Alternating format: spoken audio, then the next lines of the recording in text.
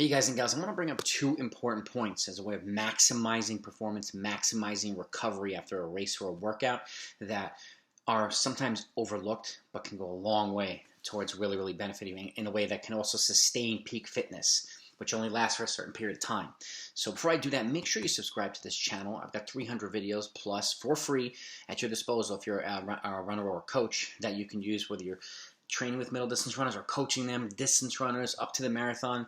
Got everything for you on here, and if there's something I don't have, you let me know and I'll put it out there.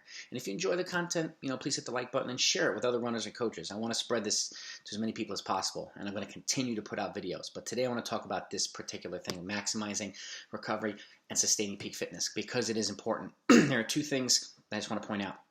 Number one is the length of the race also can help determine the length of the recovery afterward, before the next workout. Let's just say you're on a Tuesday, Friday workout schedule, and you're training for whatever it is, a 10K or a marathon, and halfway through you decide to run a half marathon. Okay, that's not a big deal.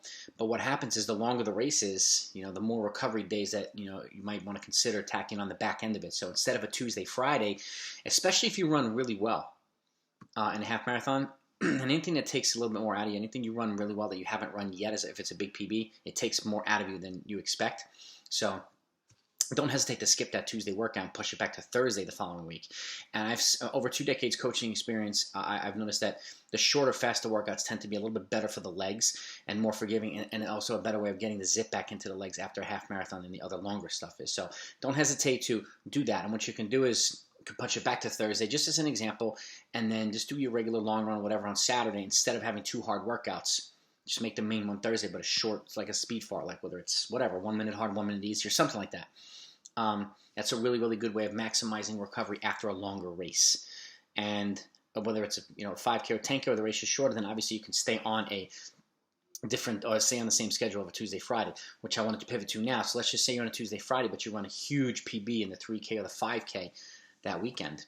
Big PBs also take out of you, because you, again, essentially running in a world that you've never run before, so it's going to require a little bit more recovery. You can still stay on a Tuesday, Friday schedule, but I would encourage the Tuesday workout to just be a light maintenance workout, just to kind of get things back under your legs and onto the body, and not really tax the body. And if you run, just an example too, if you run a hard, like a fast 3K, then maybe something a threshold pace or 5K pace that Tuesday, but very light with a little bit more recovery. If you run a fast mile, maybe something a 3K pace that following week, again with a little bit extra recovery, not overly voluminous. So it's a good way of sustaining peak fitness, and as well as maximizing your recovery so that you can sustain peak fitness. Because peak fitness is generally, let's just say it's 6 to 8 weeks max. You want to take advantage of it in any way possible. So what you do in between races is important. What you do after a race in between the next workout is important. So those types of things, and how to plug in recovery in certain workouts,